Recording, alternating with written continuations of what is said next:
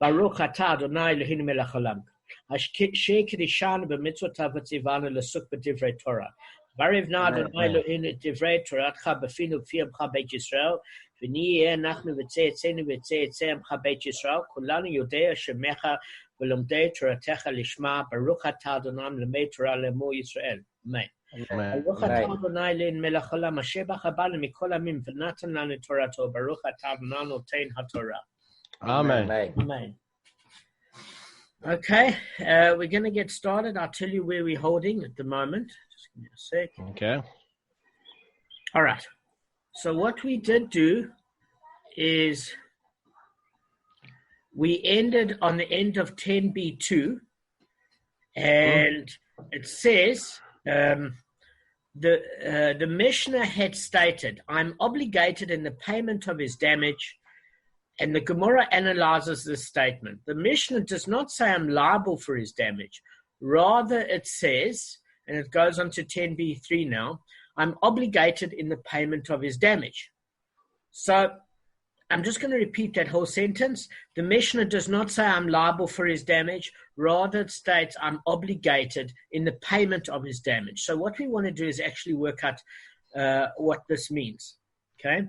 So Rashi brings a couple of commentaries regarding this.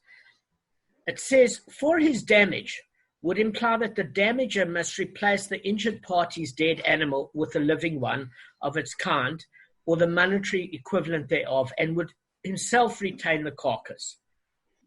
So let's examine 2 points here. The first point is that you don't make financial restitution. In certain cases, you have to obviously replace the animal, and in certain cases of damage you don't.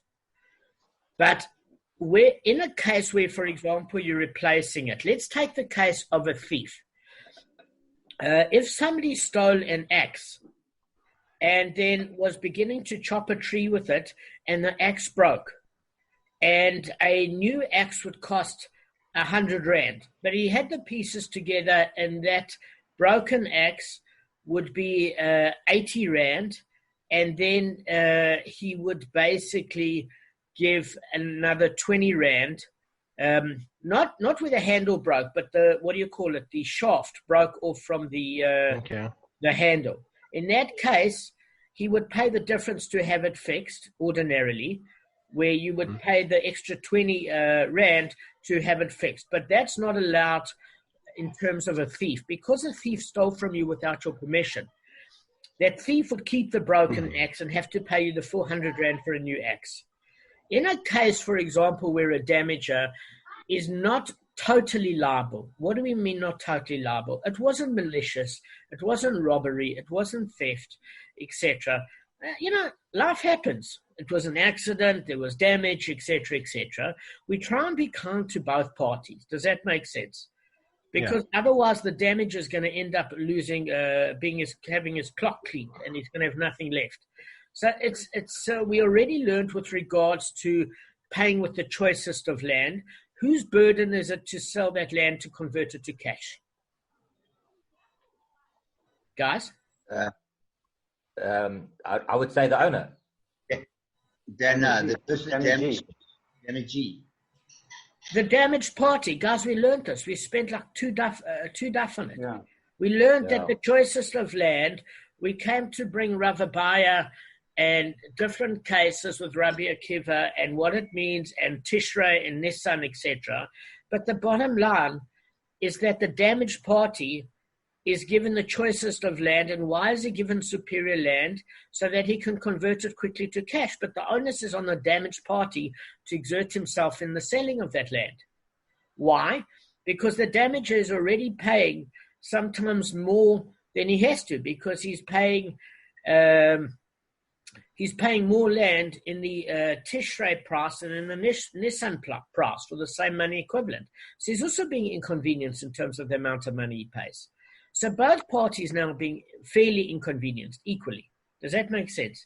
So when it comes to land, the damaged party is paid with land by the damager, and he has to then go to the effort of selling that land. Does that make sense? So he would want to say the same thing, that if there's an animal that died, In other words, an ox kills an ox, etc., etc., and the animal is muad, then what you do is you're paying the difference. You don't then pay, and we're going to discuss how the details work. You don't pay the ox and put another ox in the place of an ox. You look at the depreciation value, you pay the balance, etc., etc. But one of the things that we wanted to say here is that even in a case where you would replace the ox with an ox, and there are certain cases, right? Say, for example, a thief stole your ox. And a thief's a bad example because you have to pay 4 and 5 payments depending if it's an ox or a sheep. But just in certain cases where the person's really done bad damage without your permission, in that case, the damager is not given the privilege to let the damaged party or the injured party go through the work of selling the animal. Does that make sense? It depends how much obligation he has to have. So this is basically it. The damaged party in either case never gets to profit. So, for example, I take your axe and I damage your axe. I keep the axe pieces, and then I pay you for a full axe. That's standardly what would happen with an axe. Because what do we say with an axe is that a broken axe has no value. If the shaft has separated from the handle, in that particular case, if the guy charged 20 Rand for repair, I would pay you the 20 Rand repair difference and you could have a new axe. But in a case where it's broken beyond repair, the person that did the damage would have to rectify the situation. Does that make sense? It should. Yeah, it does, 100%. Yeah. But the damaged party cannot profit from the damage. What did we say? So, for example, if we had to solve a case where the damaged party, the damager would replace the injured party's ox with an ox, say that was the case, he doesn't get to also the injured party get to keep the ox because then he's profiting. In other words, he would sell the carcass and make money off the carcass. So he's actually made money off the damage, which he's not allowed to do. So even in a case where the damager has to replace the ox with an ox, in that case, he has to give the carcass of the animal that was killed to the damager so he can recoup some of his losses. Makes sense. Great. Does anybody have a problem with this? Not at all. No. Okay, good. All right. So the default position we're learning here, according to what Rashi's bringing, is that the damager must replace the injured party, the difference between the dead animal and what that living animal would be. So say the dead animal is worth 80 zuz. And when it was alive, it was worth 100 zuz. Because why do we use a animal? Because of its meat. Most people eat the animal. They're not going to keep Betsy in the yard and feed it and call it my pet. Betsy's there to eat. So therefore, the dead animal has value. Does that make sense? Okay. Now, it doesn't have full value. Why? Because if it died as a result of injuries, could Jewish people eat it? No. Why? It hasn't been shifted properly. Correct. It hasn't been killed properly, yeah. Correct, Kevin. It hasn't been shechted properly. So therefore, in the non-Jewish market, you might not get the same as in the Jewish market. Even back then, I think they jacked up the prices of kosher food. I don't think it's a new concept. But you've got a lot of non-Jewish people to sell it to. So it has a value. But you only have to make restitution for the damage. So why would a living animal have more value than a dead animal? Can anybody tell me? There's 2 reasons. Well, for me, Guys? can I go? Okay. Yeah. Okay. So, well, first of all, a living animal can plow a field. Where a dead one can't. Secondly, if it's a cow, if it's a female one, it can give milk. Excellent. Those are the 2 reasons. Those are exactly the 2 reasons. Right. Okay. Arthur, China, you are on fire today. Yeah. Well done, man. So that's exactly it. A female cow that was injured can give milk for years to come. So to a chicken that can lay eggs. And these animals many times were working animals. There wasn't any VW Golf, Mercedes-Benz, or a Bucky. Your donkey was your Bucky. Okay? So therefore, it would not only be used to plow the field, but be used for transportation. So the usefulness of the animal would mean the animal is worth more money. So the dead animal is not worth as much as a living animal. But what we're learning here, according to Rashi, is this principle, and this whole upcoming part of the daf, is that you only pay the difference between what the dead animal costs and the living animal. Does that make sense? You don't replace the dead animal with a live animal and keep the carcass, unless it's certain sorts of damage where the damager was really remiss. Good. So, I'm liable for his damage. Rather, it states, I'm obligated in the payment of his damage. Just one word. So, the Gemara adduces support for its interpretation on 10b3. We have stated in the Mishnah what the rabbis taught in the Brisa. The Mishnah states payment of the damage, which teaches that the owner must deal with the carcass. Now, what I wanted to let you know is it didn't make any sense to me when I read it in English. Did this make any sense to you? Because it shouldn't have, by the way. Michael, did it make any sense to you when you just read the statement? I was just interrupted. Which part are you referring to? I was just interrupted. No problem. We have stated in the Mishnah what the rabbis taught in the Brisa. The Mishnah states payment of the damage, which teaches that the owner must deal with the carcass. The injured party must. Now, when you read it in English, it makes absolutely no sense that. Okay, it didn't to me. I had to read it again and again. But when you get to the Aramaic, it makes a lot of sense, right? Because it says tashlumei nezek. Okay.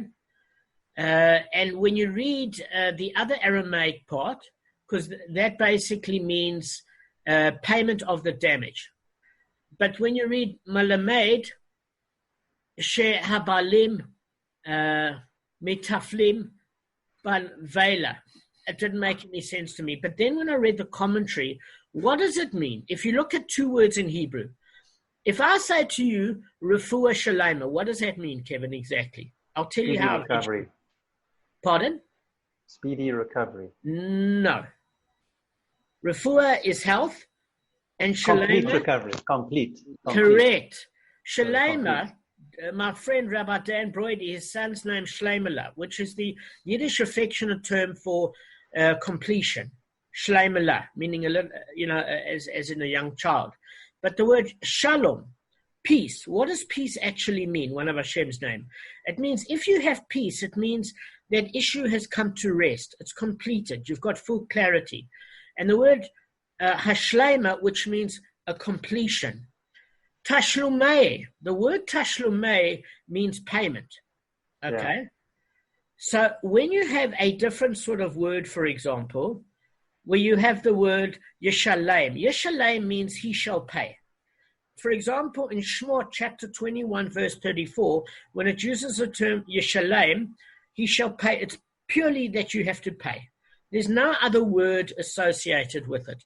When it adds a hey in the end, and it has the word tashlumei, payment, it's related here, because Rashi brings us to hashlema. Tashlumei, hashlema have exactly the same letters, except for the hey and the yud. Does that make sense? And what this actually means is that you're making completion payment, meaning you're not making a replacement payment. So if the ox was worth 100 shekels when alive, and now that it's dead, it's worth 80, your tashlumei, your payment is only required to hashlema, to complete the payment. Does that make sense? Now, when you read it in the English, it makes no sense. That's why I had to investigate this carefully. So it teaches that the owner, the injured party, must deal with the carcass. Any questions, guys, before we go on? No. The Gemara inquires about the scriptural source of the law that the owner must deal with the carcass. From where did the Tana of the Mishnah derive this law? Rav Ami said he derived it from which scripture said one who strikes an animal mortally shall pay for it, because it uses the word makeh nefesh behema yeshal mena, which has the same word as the word completion. Okay, so read not shall pay for it, but read shall make completion. So read not shall pay for it, yeshal mena, but he shall make completion, yashlemena. Okay, which teaches that the damager need only complete the injured party's indemnification, since it's the latter who is burdened with having to sell the carcass. All right, so I think I've made that issue abundantly clear. One thing I want to do is bring 3 proofs of this in the Torah. So firstly, one who strikes an animal mortally shall pay for it. What does this mean? So one of the scriptural sources is that a person is, he's trying to get his ox to do work, and he kind of beats the animal, whoops it to death. Does that make sense? And then he has to make restitution, but he doesn't own the animal. He actually is a driver. Think of it like a minibus taxi today. I hope we don't get struck off YouTube. And the guy's flooring the minibus, but he doesn't own the minibus. The other oak owns like 5 minibuses, or this guy goes through a red robot, which is not a shock, and smashes the car and gets the vehicle damaged. Even though he doesn't own the vehicle, he is responsible for driving it. So here we're talking about a case where an animal, he doesn't own the animal, he's just merely looking after the animal as a workhorse animal on behalf of somebody else. And he kind of like beats this animal into submission, and the animal doesn't survive from its injuries, as an example. So that's the first source, that if he shall do this, he shall make completion of the payment, meaning he shall give the animal, if he beats it, back to the owner, and then he will pay the difference.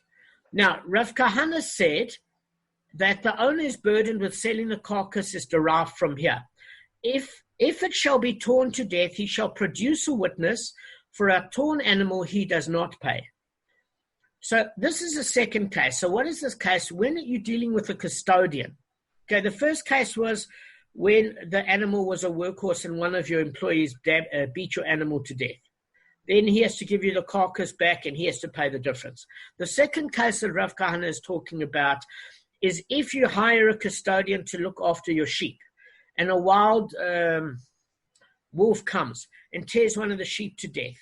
He's got 2 different choices. He has to produce a witness that he wasn't negligent. In other words, that somebody could see he was looking after the sheep, and this was a case maybe where there were like 10 wolves that came and he was scared for his life, and they came and ripped the sheep, or it happened in almost like a freak accident sort of way. Does that make sense? Whether maybe the animal stumbled and then ripped through a canyon, or whatever the case may be.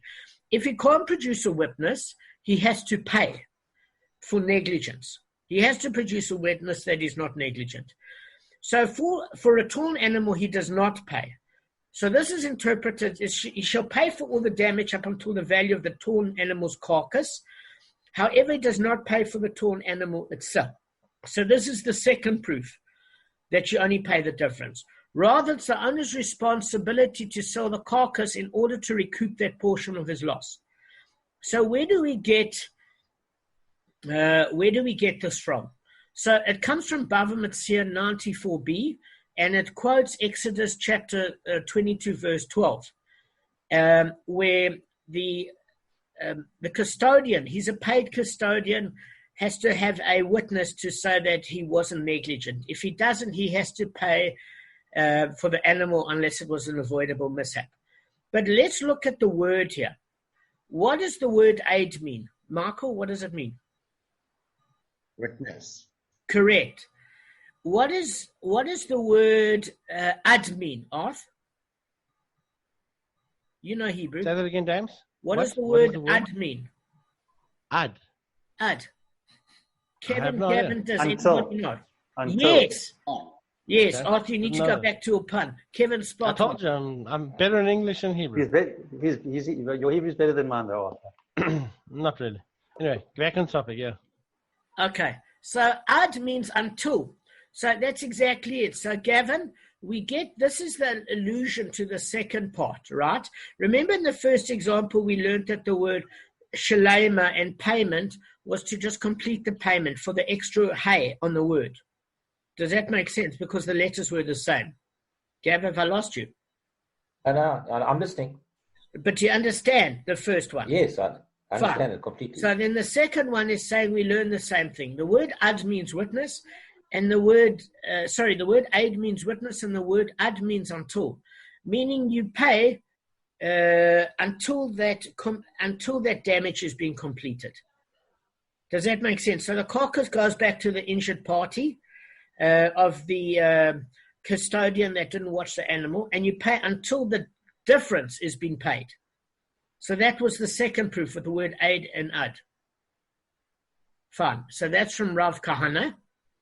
And then Chizkiah is talking about a third case here. What's the third case? Where the owner is burdened with selling the carcass of the ox. So we're saying here, and the carcass shall be his, that is the damaged party, and so taught in the brisa of the Academy of Chizkiah, and the carcass shall be his, which means that it belongs to the damaged party.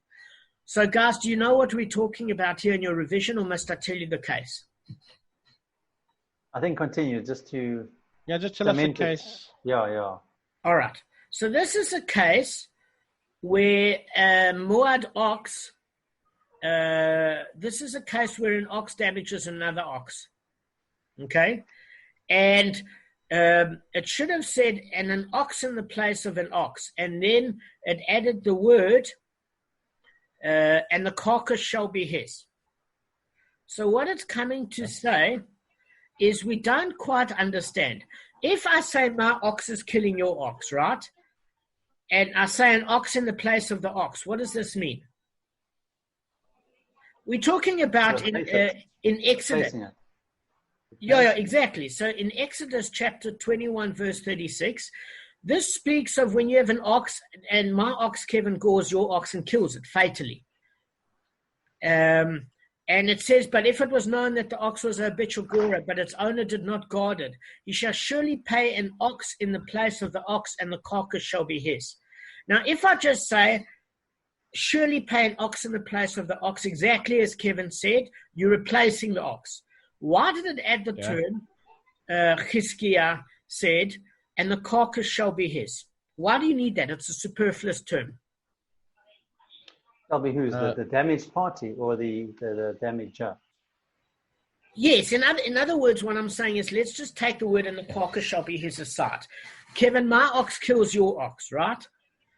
And the biblical thing in Exodus 21, chapter 21, verse 36 says that if my ox was muad, I don't get the leniency of time half payment. I don't get to pay with the gufa of my damaging ox's value of that weight and have to sell that. I have to pay you the full payment of your ox. And it said, instead of it saying, pay an ox in the place of an ox, which exactly as you said, Kevin, means replacement, then why does it add to the word and the carcass shall be his? It's an unnecessary statement. Do you get what I'm saying? In other words, if I want to show clearly that I need to replace your ox with my ox, I need to replace your dead ox with a live ox of the same value. Why not just say an ox in the place of an ox and leave it at that? Because if can I say something? Please. If the damager is replacing the ox, then he's entitled to keep the carcass. Because you can't profit. Okay, so I think because then that's a good point. He's making restitution. He's making restitution to the damagee. And otherwise, he's being he's being prejudiced. He's already made good. So why he should be able to keep the carcass then? Okay, guys, did you hear what Kevin's saying? Is that true? Is that right? Guys, I think what Kevin's point is brilliant. Did you hear what he's saying? Just repeat it for everybody. Yeah.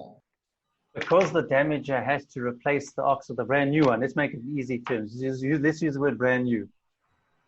Then the dead ox or the carcass, he can keep it because he's made good already. He's not being prejudiced.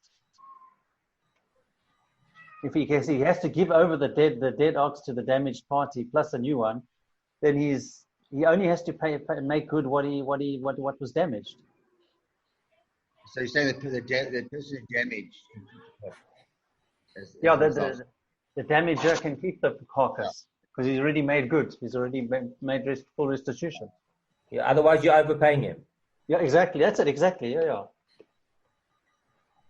Okay. Well, James, can I try explaining in like simple monetary terms? It's like, let's say the ox is worth 100 shekels, right? And you replace him with 100 shekels. You replace the money, but the dead ox is worth 80 shekels, let's say. You could sell it for that. That means the guy would get 180 shekels, not 100 shekels. Don't use the term the guy. You've got to use the term damager or damage. You're not adding clarity. Okay. The damage, okay, the damager, okay, the damage and the damager. So let's say the damage, eh? The person who damages the damager. The person who gets damaged is a damagee. Yeah. Okay, so damagee and the damager. Is that better? Yeah. When you say damage, I don't know. No, I never use the word damage. Marco, just hang on. I'm using the word lately, injured party, to discern the word, to make it easy. But even that's complicated for me. Say damagee or damager. Just... Okay. Yeah. Okay. Yeah. Okay. So. Yeah. If you say the Gemara says damaged and damager, but you can say damagee and damager. Either way, as long as everybody understands the difference between the party that did the damage and the injured party and the one that took the loss, that's fine. Arthur, just clarify it in that way. Don't say this guy and that guy. Okay, so the damager, okay, pays the damagee with an ox of 100 shekels. Let's say they're both with 100 shekels. I mean, his ox is with 100 shekels. The damagee's ox is with 100 shekels. So the damager replaces the 100 shekels, so he's square. Okay, but the carcass of the damager. Okay, I'm getting confused in this terminology. Damagee. The damagee, sorry, is worth 80 because it's a carcass, right? If he gave that to the damager, he'd have 180 shekels, not 100 shekels. So it would be unfair. So why don't you just say, Art, like Kevin said? So Kevin said it simply. He said it a lot more simply than you. But I'm pleased you understood the concept, though. Kevin said it very simply, that basically, if my ox damaged Kevin's ox, let's put it like this, and I replace him with a new ox, a new living ox, then Kevin cannot profit from the damage that was done to him. So he must give me that ox so at least I can recoup some of my losses. And he gets a brand new ox. Kevin, you said it fine, honestly. Arthur, you said it fine. Arthur also said it okay. He put it in practical it's just the damagee and damager confuses the heck out of me. It's easy when you say Kevin and Watson because they understand the two people. But that's why I'm using that sort of wording, Michael, just to make it easy. We don't none of us have MBAs except you and Gavin. No, fine. Gavin also got one. Yeah. But I bought mine. You probably learned and studied it. I bribed somebody. Yeah, very funny. He did it. Damon. I enjoy the term injured party. For me, it's easier because I do. Yeah.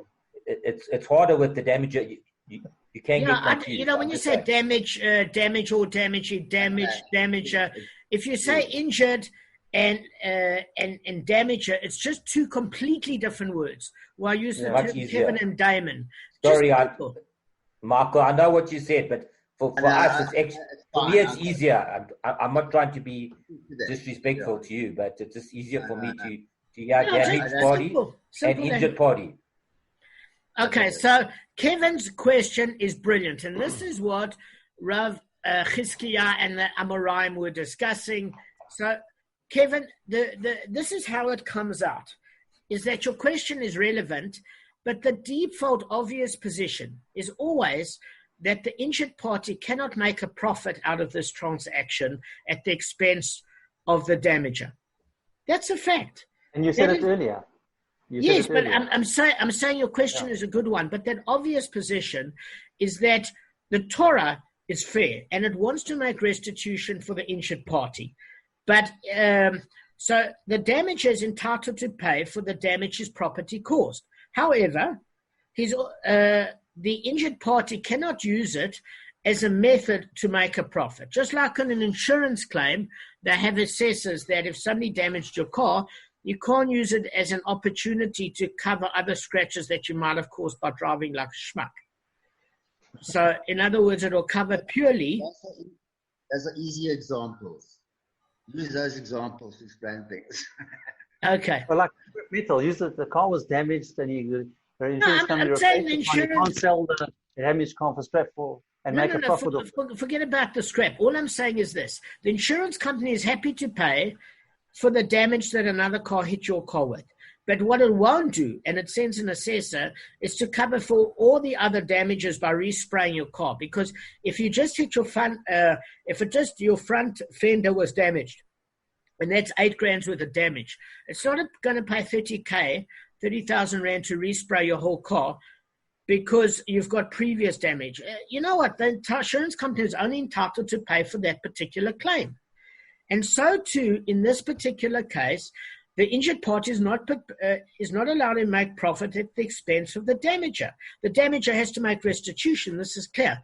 But the obvious default position is that the damager is entitled to keep the carcass in a case where he's obligated to replace the injured party's animal. That's clean. That's clear as day.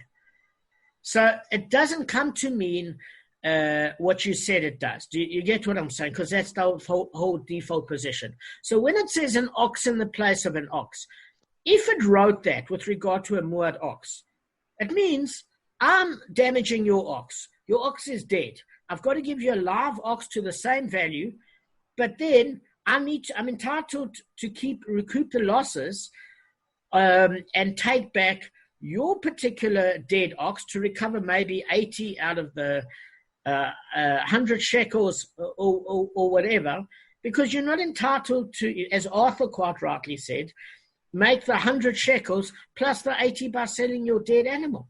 It's not a profit scheme for you. Does that make sense? So that's the default position. So when it uses the word, and the carcass shall be his, Chizkiah is saying it's obvious that this is talking about a case where the carcass should be the injured parties, and the owner of the moored ox only has to pay the difference between what the living ox and the dead ox was worth. Because otherwise it just should have said an ox in the place of the ox and been silent. It shouldn't have said, and the carcass shall be his. The whole reason it says the carcass shall be his is to show that I'm only replacing the difference in cost between your dead ox and what the ox was worth while alive. That's your third proof, according to the Academy of Chizkiah. Does that make sense, guys? It's pretty straightforward. Yeah. So that were there ever cases where the injured party was happy just to take the 20 shekels and keep the carcass? Gavin, repeat what you're saying. We're going to connect on a Zoom session just to do 10 before. I did tell you guys this yesterday. Don't worry. What did you say, Gav? Just quickly. I'm saying, were there ever cases possibly where the injured party said, I'll keep the carcass, it's worth 80, give me just 20 shekels, and then we square? Gav, you've missed it. That is the default position. We're giving a proof here. We've given 3 examples where that's always what happens. Is that always? No, it's not. You've replaced. No, it's different to what I'm saying.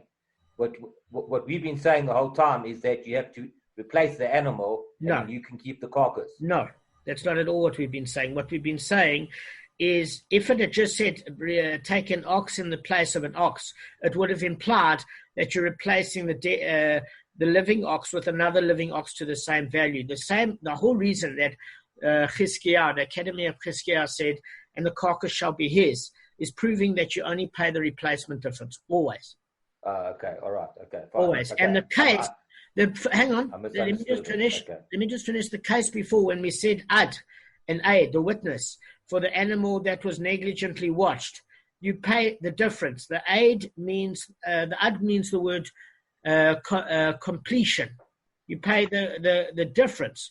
and aid means witness. It's coming to use the word aid and ad there to show you only pay the difference. In the first case, it uses the word shalema and yeshalmena, meaning that the payment shall be the completion payment. These three cases we've proved that you only make the difference between that the injured party keeps the dead animal, and you only pay the difference of what's owing between the live and dead animal. These were three proofs for it.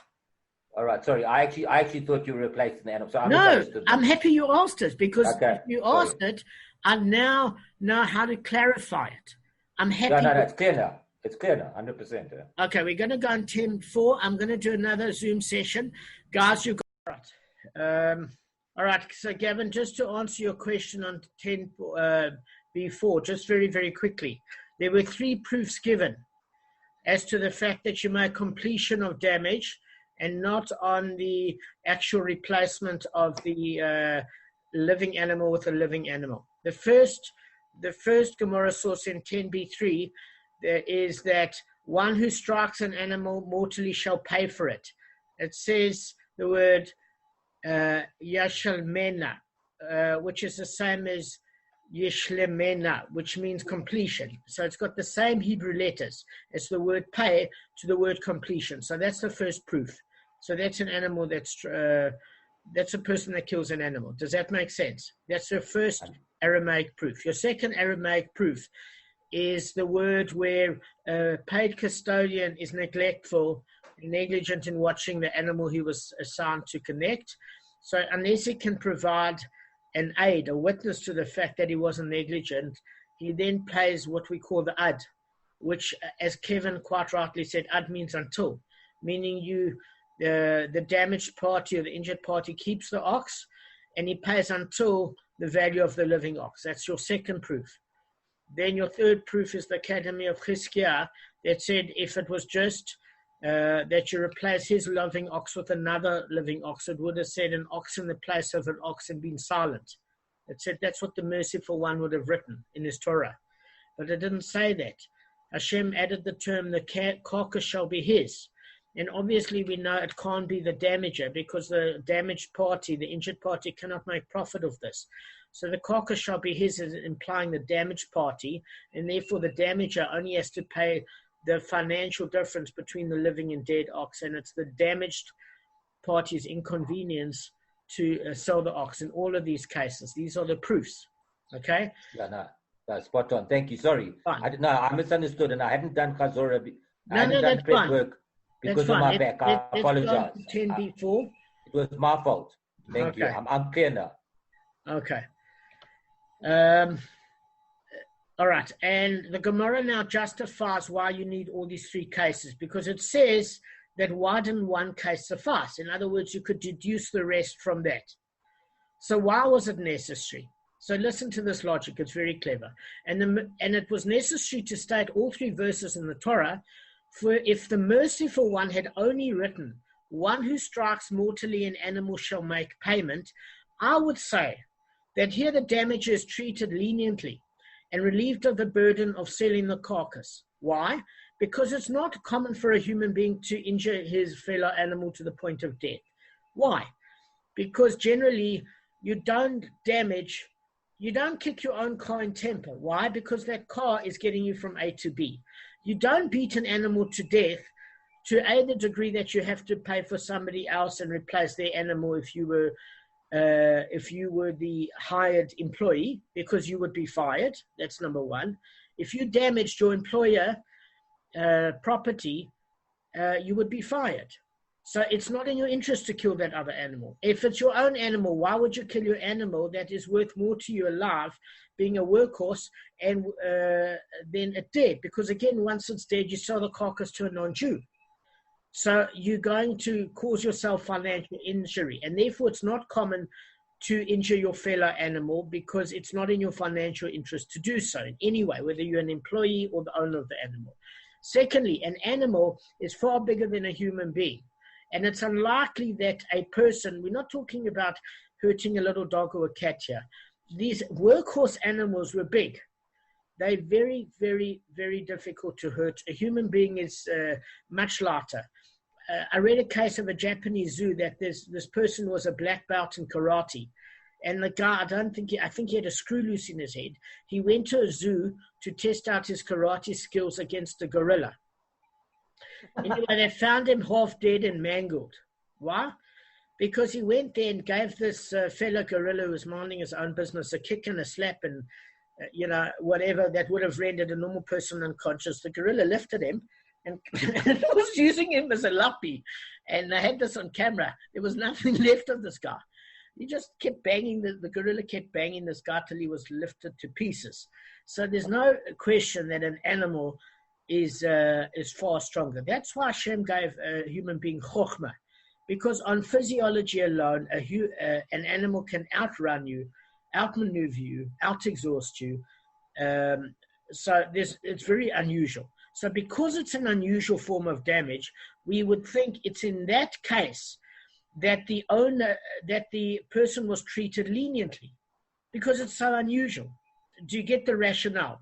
So in other words, what we would have thought is the default position is replace the injured party's ox with another ox. That would be the default thought process, right? And then the damaged party would give the carcass back to the one that caused the injury. Fine. But we think that maybe this is an exceptional case because it's unusual that a human being kills an animal, and therefore, because of that unusuality, we only pay the difference there. Then it brings the second case of a torn animal. Why? Because we say that, let me just word this in simple language. Because it is, the person themselves didn't damage an animal. Does that make sense? In other words, he was a paid custodian to look after the animal, and therefore a wild animal came and tore a sheep. He never injured the animal himself. So therefore we figure that maybe the Torah had mercy on him, where he only had to pay the reparation damage between the dead animal and the difference to the owner of the animal, because he personally didn't strike the animal. Any questions there, guys? We thought maybe that's the reason for the leniency there. Guys, is everybody following? Yeah. Carry on. Okay, Marco, are you following? In other words, the second case is that we think it's an exception to the rule that we're lenient on him because he didn't personally damage the animal at all. It was some wild animal that came in while he was negligent. We thought we'd at least spare him the trouble of selling the carcass and himself as the person that caused it. So therefore, it was necessary to write those two cases. But what we actually see is that the converse. We might have thought the other way around. Okay, let me put it to you like this. We might have thought that if we had only taught the second case, where he personally didn't do the damage of the animal, say you didn't write the first case, what would you have thought in the second case? In other words, I'm hired to watch the animal. I don't watch it properly. There's a wolf that comes and snatches a sheep. You can say, okay, I was a bit negligent, but I never punched the animal to death. In a case where I personally punched the animal to death, you would say for sure he's then inconvenienced with selling the carcass of the torn animal and replacing the living animal with another living animal. So the damager would be fully aggravated. That's why it needed both verses, so that you wouldn't come to that erroneous conclusion. Does that make sense? Yeah, no, it's very clever. Fine. So, in other words, the second verse teaches a new thing on the first verse. The first verse says it's not common for a person to beat an animal to death, and therefore we were merciful and make the injured party sell the carcass, and he only pays the difference. The second case, we say, listen, it might be more common, but he personally didn't hit the animal, so therefore he spared the trouble of having to sell the carcass and replace the live animal with another live animal. And then the second case teaches a new thing on the first case. And what does it teach? That we would have thought that maybe it would be more stringent was somebody that beat an animal to death, and that's why there was a specific written verse based on the first verse, but we could only see that by reading the second verse. Now, why was the third verse necessary? Okay, and if the Torah taught us that the owner must deal with the carcass only in these two verses, I would say that the damager is treated leniently because it's not common for a human being to damage an animal, and in the second case, because a torn animal occurred by itself, meaning it was negligence. But the third case we wouldn't have known, because the third case is where a person personally, his property personally inflicted the damage. It's not a wild wolf that inflicted the damage. In other words, we've learned every daf until now that a person's property, if it causes damage, the owner of that property has to make financial restitution. Did we not see this? Yeah. Fine. And we learned about the slave and why the slave was exempt. So we would see these first two cases and say, that's fine, I understand those two cases. But if my ox, which is my property, damaged Gavin, your ox, then I would be obligated to replace your living ox with another living ox, and I would be burdened as the damager to sell it and recoup my losses because it's my property. And that's why the merciful one had to state, and the carcass shall be his, after it says, and basically an ox for an ox in the place of an ox. Because if it didn't say, and the carcass shall be his, implying the injured party, we would think that you have to replace it. That's why Hashem specifically put it there in that third verse, so we wouldn't come to that erroneous conclusion. Because in the first case, it wasn't his ox. He was employed, and he beat somebody else's ox to death. What's the proof of that? If he beat his own ox to death, he's paying himself. It's obviously he's an employee. In the second case, he was a paid custodian, but it's not his ox. It was a lone wolf or some wild animal. In this, it's your own property. And unless Hashem, the merciful one, would have said, and the carcass shall be his, we would have just read the word an ox in the place of an ox without that added verse to prove that he only has to make financial restitution for the damage. Does that make sense, guys? Yeah. So I can Yeah. go. Fine. So it's right. Because it's his property that actually did the damage. However, in the case of the torn animal, the custodian himself was negligent. And I would say that he's not spared the trouble of selling the carcass. And it's the same where a human being actually beat an animal to death, which is a very harsh sort of human being, that why should he be spared? So we need verses for each of these to prove that in cases where you wouldn't think that you just paid the difference, you do in fact. Okay. So we're just going to, we don't have too long to go, guys, and then we're done. The Gemara challenges all of these things because Rav Kahana said to Rav, now, by the way, guys, there's two Rav Kahanas, but let's not go into that. Rav Kahana said to Rav, but it has been said that the reason that the owner who must deal with the carcass is because the merciful one wrote in his Torah, and the carcass shall be his. But if not for this explicit teaching, I would teach that the carcass belongs to the damager. However, now that we ruled that if a damager has in his prime possession the carcass of several torn animals, he may give them to the injured party as payment for the damage. For Master is stated in the Brisa, when Scripture states with regard to payment of damages, he shall return money, to include an article worth money as an acceptable form of payment, and even an inferior commodity such as bran included. So is it necessary to teach explicitly that the carcass is the damaged parties? If the damager may make compensation with the previously owned carcass, then it is pointless to assign him ownership of the carcass in question. He can anyway give it to the damaged party as payment. So what is Rav Kahana saying to Rav? He's saying to him very clearly, listen, why are we going through these verses? We learned. Do you remember when an ox fell into a pit, the owner of the pit had to say, he shall return money? Do you remember that, guys? Yeah. What does shall return money mean? If I say, listen, your ox fell in my pit and it died, or it died. Okay.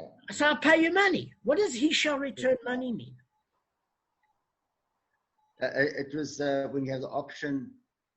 No, sorry. Okay. Yeah, I'm listening, Michael. You've got my undivided attention. you pay money voluntarily. But no, you pay money. That's what I recall. You pay money because it's dead, right? But voluntarily means without going to the best thing and all that kind of stuff. Okay, that was Rav Abba. That was a discussion. But how this actually derived is we discussed our issue that apart from, there were two choices. Either you pay cash is cash, or you pay the injured party. The damager pays the injured party with the choicest of land, so that buyers will jump at the opportunity to buy that land, and he can convert it to cash. Bang. But we also learned that you can pay an article worth money, meaning bran even, as long as it's good quality bran, and the other said whether it's good quality or bad, as long as he can convert it to cash. And there was an opinion that says, listen, you shouldn't pay with other things other than money, unless you don't really have money or you don't have land. And the other opinion said, listen, if you have land or you have money, you can still pay with bran or any article worth money, as long as you're giving the correct value of the article, which is appraised by the Beis Din, and that person can convert it to cash quickly. That was the whole essence. And we said, if he cannot convert the bran in this town, he can convert it in another town. But why do you pay with the choicest quality of land? Because land is not movable. So you're stuck with the land. So therefore, people have to pay with the choicest quality of land, so that buyers will jump at the opportunity to buy and recover the loss to the damaged or injured party. But bran or anything else that can be converted quickly to cash in the market, and it's not solid like land where you can't move it, if you can't sell it in Glen Hazel, you sell it in 4 ways. You remember that? And we learned that from the word shall return money.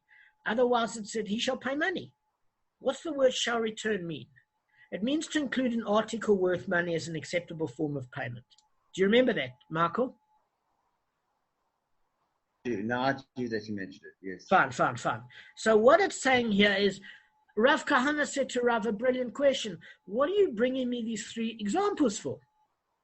Because instead of saying, listen, what I can do is I can take the carcass anyway back. If you, as the injured party, give it to me as payment, and then I have to replace with an ox, okay?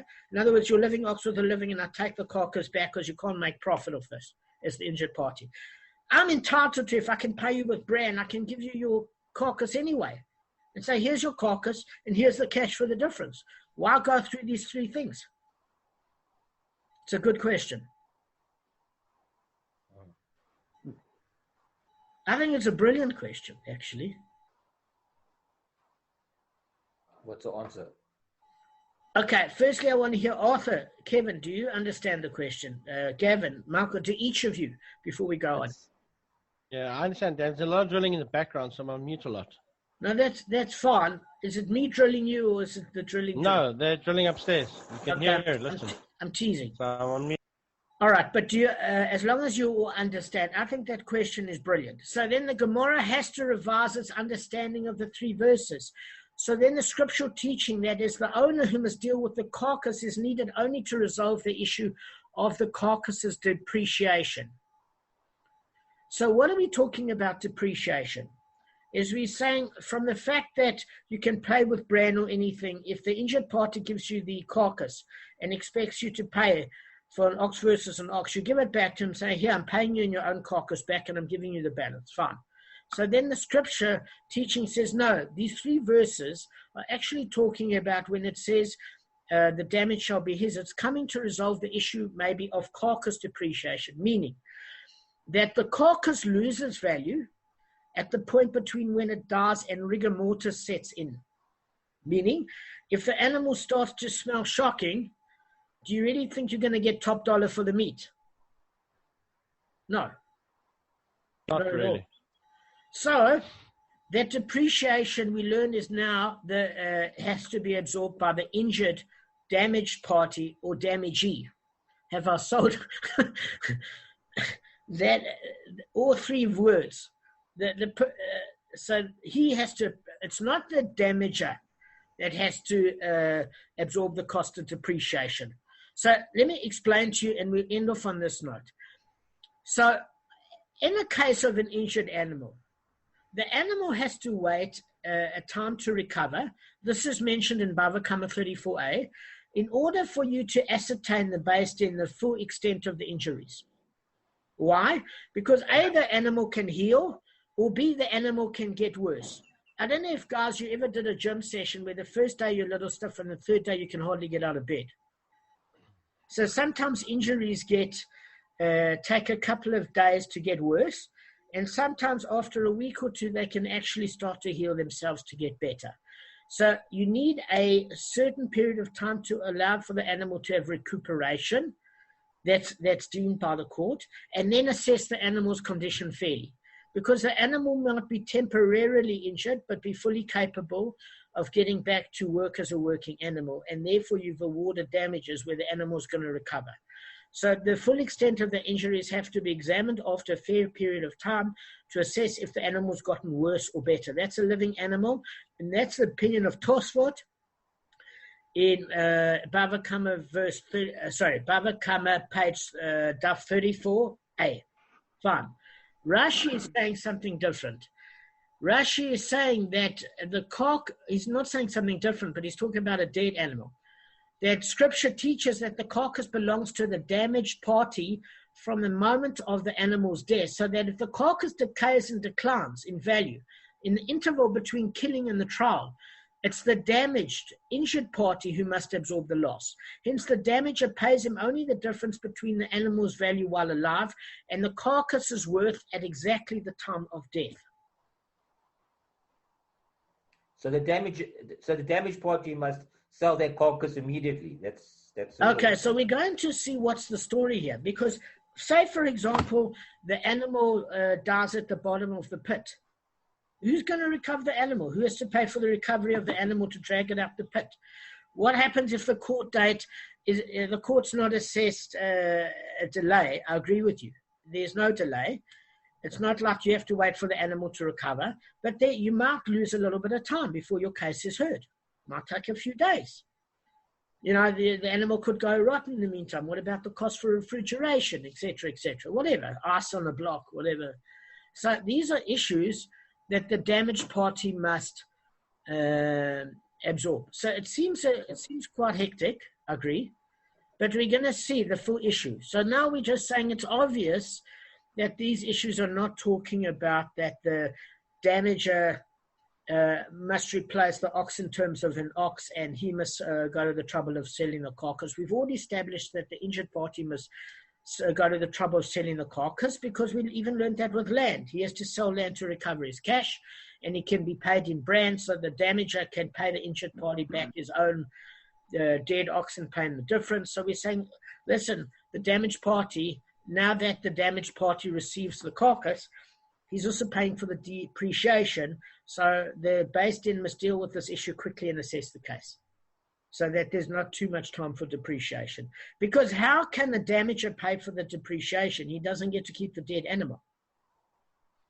So the guy must sell it quickly. Now the issue that you should all be asking is he allowed to sell the animal in the interim before the Beis Din has heard the case? So I don't know. Maybe what happens is you take it to a market and get an assessment.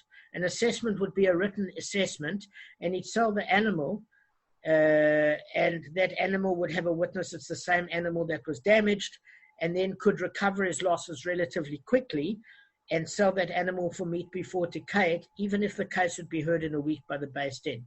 Maybe there were things like that as well in place. I have no idea.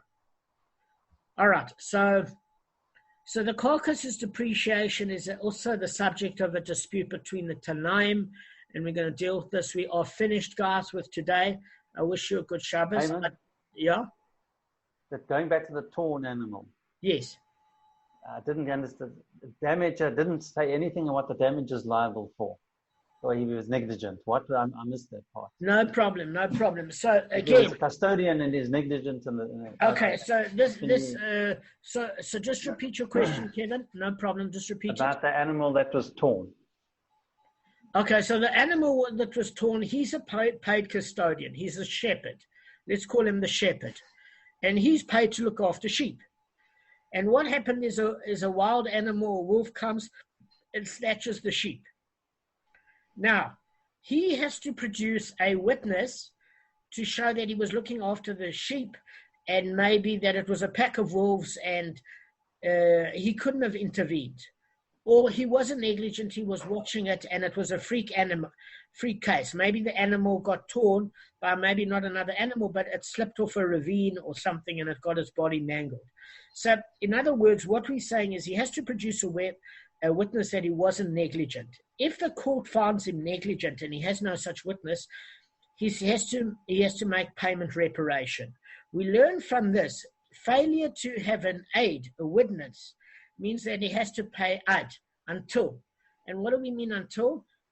That the owner of the sheep keeps the animal and he has to pay until the value of that living sheep.